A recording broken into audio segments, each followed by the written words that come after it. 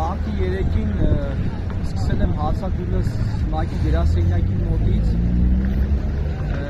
ի պահանջ մեր գեյների վերադարձի, որպեսզի միջազգային կառույցները ուշադրություն դարձնեն եւ իրենց բոլոր ռեսուրսները օգտագործեն, որպեսզի խոշտանգումներն ու նվաստացուցիչ վերաբերմունքը վերջանա եւ որպեսզի Ռուբեն Վարդանյանը իր հացադուլը վերջացնի, քանզի իր առողջությանը շատ մեծ վնաս է տալիս, ինքը ինձ թվում է շատ երկար պայքար ունի անելու, չնայած դա իր որոշումն է, հացադուլը, ինքը ինձ թվում է ավելի լավ գիտի, քան մենք կողքից որ տեսնենք, որովհետև իրավիճակը ինքը ավելի լավ է գնահատում։ Ամսի 3-ից մինչև ամսի 10 առավոտյան գտնվել եմ ՄԱԿ-ի գրասենյակի մոտ, ասեմ, որ շատ գոհ եմ իրենցից, իրենց վերաբերմունքից, իրենց մոտեցումից, թե իրենց ղեկավար Ֆրանսուազ Ժակոբից եւ թե մեր աշխատակիցներից օգուտ տվեց, չեմ կարող ասել իմ նստածույց օգուտ տվեց թե չէ, բայց ՄԱԿ-ը իր գրասենյակից նամակ ուղղեց դեպի Ադրբեջանի Հանրապետությունը, որպեսզի գեյներին արձակ թողեն եւ վերջացնեն խոշտանգումները։ Դե բազա դրանից հետո Ադրբեջանի Հանրապետությունը որոշեց, որ ՄԱԿ-ի գրասենյակը եւ Կարմիր խաչի գրասենյակը պետք է փակի, դա մեծ խնդիր է առաջացնելու հետագայում մեզ համար։ Քանզի ՄԱԿ-ի գրասենյակը իր անելիքն արել էր, իմ օրակարգն է արդեն փոխվեց, որոշեցի պայքարը շարունակեմ հետևյալ կերպ, բոլոր գերտերությունները, ովքեր որ ընդգրկված են եղել Մինսկի խմբի մեջ, ԱՄՆ-ն, Ֆրանսիան, Ռուսաստանի դեսպանատունն, որոշել եմ նույն իմ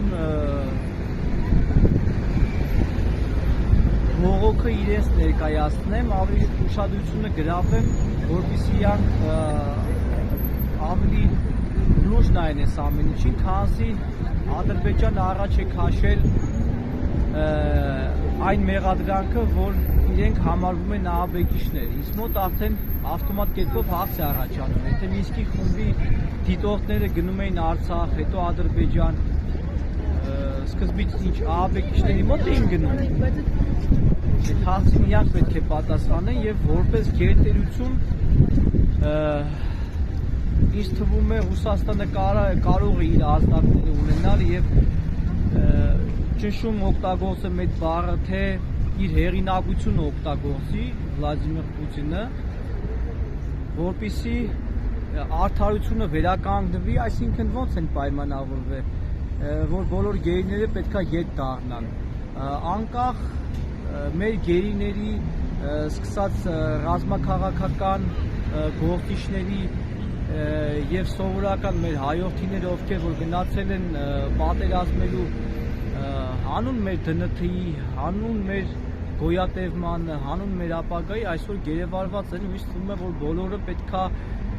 միանան, բոլորը պետքա բողոքի կոչ անեն, ակցիաներ անեն տարբեր երկրներում, դեսպանատների դեմ Ադրբեջանի, որպեսզի ամբողջ աշխարհը ուշադրություն դարձնի, որովհետև եթե ես ինձ վրա եմ վերցնում օրինակը լինեմ գերեվարված ու իմ տեղը սենց կոպիտ ասած ատար ասող չլինի, ես է շատ վատ կզգամ ինձ ու կհասկանամ, որ շատ բաներ ինչի որ զոհաբերության եմ գնացել, տուն ընտանիք, երեխեք դա եղել է անիմաստ, մենք չպետք է մեր գործունեությամբ սարքենք տղեկի սխրագործությունը, հերոսությունը, կամքը որպես անիմաստ մի արար։ Հիմա դու երբանից ես այստեղ Ռուսաստանի դեսպանատան դեմ։ Ռուսաստանի դեսպանատան դեմից յոթից ամսի 10-ից ստեղ եմ։ Երեկանից։ Հա, երեկվանից ստեղ եմ, իմ հետագա պլանը ստեղից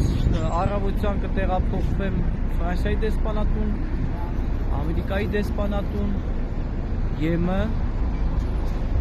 որպեսզի իրենց հասանելի լինի, որ մարդիկ կան պայքարում են, ուզում են, որ ամբողջ գործիքակազմը նման գերտերություններն ու կառույցները օգտագործեն զուտ արդարությունը վերականգնելու համար։ Հիմա մենք փոքր պետություն ենք,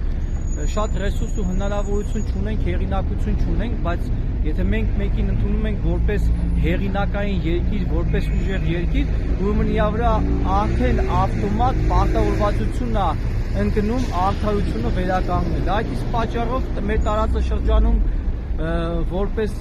գերտերություն ու առհասարակ եկել եմ Ռուսաստանի դեսպանատուն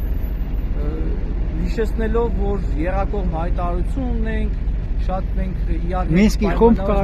խումբ կար, որ իրենք պետք է հետևողական լինեն ու ամեն մեկը թող իր խոստն ու պարտավորվածությունը կատարի։